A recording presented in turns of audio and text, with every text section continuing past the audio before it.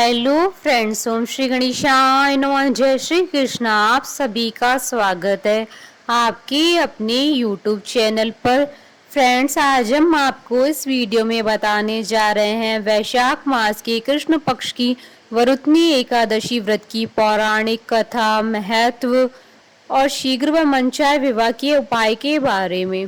Friends, video शुरू करने से पहले आपसे रिक्वेस्ट है, अगर आप हमारे चैनल पर नए हैं और आपने अभी तक चैनल को सब्सक्राइब नहीं किया है तो प्लीज़ सब्सक्राइब कीजिएगा चैनल को, साथ ही प्रेस कीजिएगा बेल आइकन को, जिससे नए वीडियो से रिलेटेड नोटिफिकेशन आपको तुरंत प्राप्त हो सके। और वीडियो पसंद आने पर वीडियो को लाइक और शेयर जरूर कीजिएगा ताकि सभी भक्तों को इस वीडियो का लाभ प्राप्त हो सके। और कमेंट बॉक्स में जय श्री कृष्ण जरूर लिखिएगा। वैशाख मास के कृष्ण पक्ष की एकादशी तिथि को वरुथनी एकादशी कहा जाता है।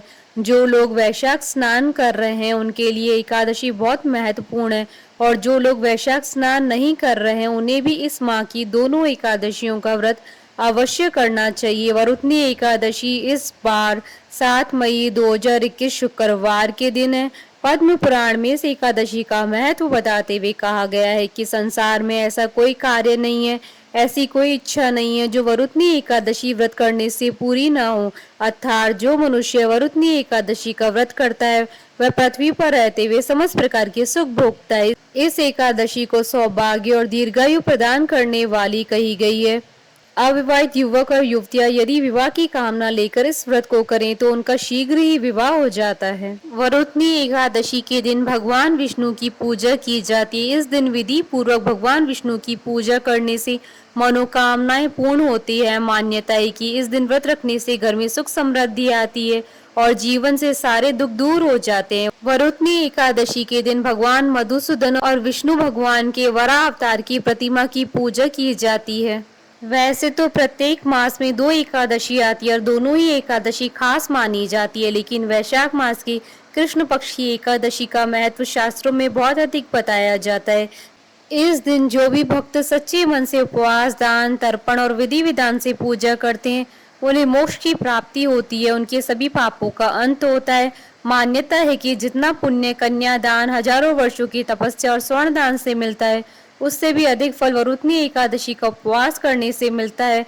शास्त्रों के अनुसार इस व्रत को करने से दुखियारों को सुख मिलता है तथा राजा के लिए स्वर्ग का मार्ग खुलता है। सूर्य ग्रहण के समय दान करने से जो फल प्राप्त होता है वही फल इस व्रत को करने से प्राप्त होता है। इस व्रत को करने से मनुष्य लोक और परलोक दोनों में सुख पाता है और अंत समय में स्वर्ग को जाता है। इस व्रत को करने से व्यक्ति को हाथी के दान और भूमि के दान करने से भी अधिक शुभ फलों की प्राप्ति होती है।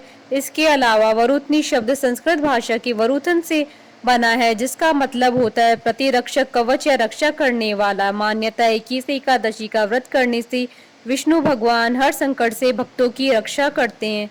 फ्रेंड्स, अब आइए आरंभ करें वरुथनी एकादशी की व्रत कथा।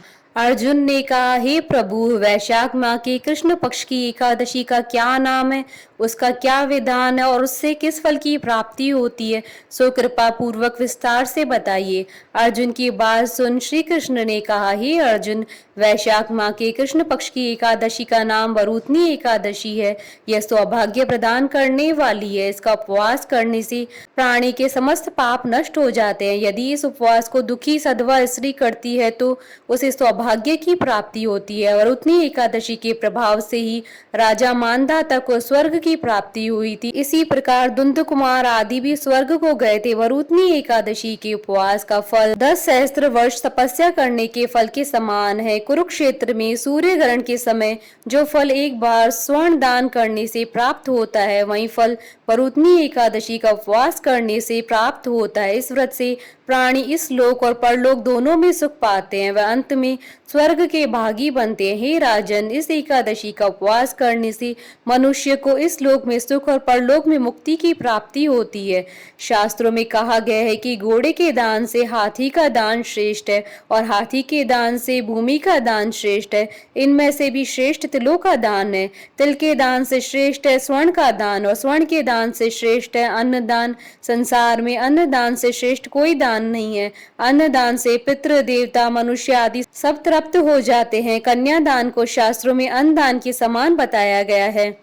वरुथनी एकादशी के व्रत से अन्नदान तथा कन्यादान दोनों श्रेष्ठ दानों का फल मिलता है। जो मनुष्य लालचवश कन्या का धन ले लेते हैं या आलस्य और कामचोरी के कारण कन्या के धन का भक्षण करते हैं, वह प्रलय के अंत तक नरक को भोगते रहते हैं या उनको अगले जन्म में बिलाव योनि में जाना पड़ता है। जो प्राणी प्रेम से तथा यज्ञ सहित कन्यादान करते हैं, उनके पुण्य को चित्रगुप्त भी लिखने में असमर्थ हो जाते हैं।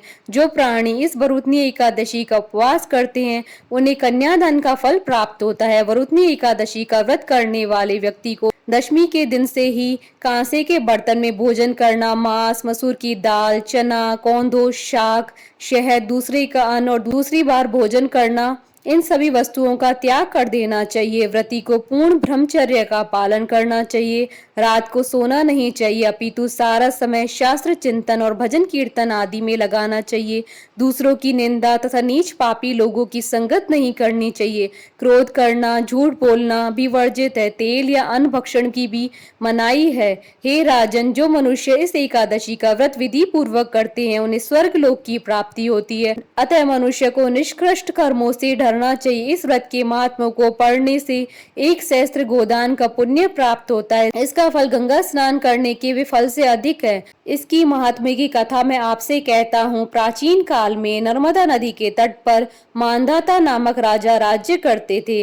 वह अत्यंत दानशील तथा तपस्वी थे। एक दिन वह जंगल में तपस्या कर रहे थे, तभी न जाने कहां से एक जंगली भालू आया और राजा के पैर चबाने लगा। राजा पूर्ववत अपनी तपस्या में लीन रहे। कुछ देर बाद पैर चबाते चबाते भालू राजा को घसीटकर पास के जंगल में ले गया। राजा बहुत घबराया, मगर तापस धर्म अनुकूल उसने क्रोध और हिंसा न करके भगवान विष्णु से प्रार्थना की। करुण भाव से भगवान विष्णु को पुकारा। उसकी पुकार सुनकर भगवान श्री हरि विष्णु प्रकट हुए। उन्होंने चक्र से भालू को मार डाला।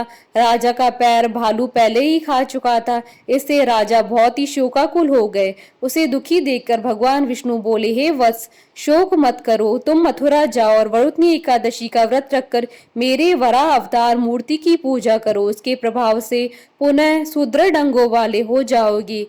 इस भालू ने तुम्हें जो काटा है, यह तुम्हारे पूर्व जन्म का अपराध था। भगवान की आज्ञा मानकर राजा मानधाता ने मथुरा जाकर श्रद्धा पूर्वक वरुथनी एकादशी का व्रत किया। इसके प्रभाव से राजा शीघ्र ही पुनः सुंदर और संपूर्ण अंगों वाला हो गया। इसी एकादशी के प्रभाव से राजा मानधाता स्वर्ग गए।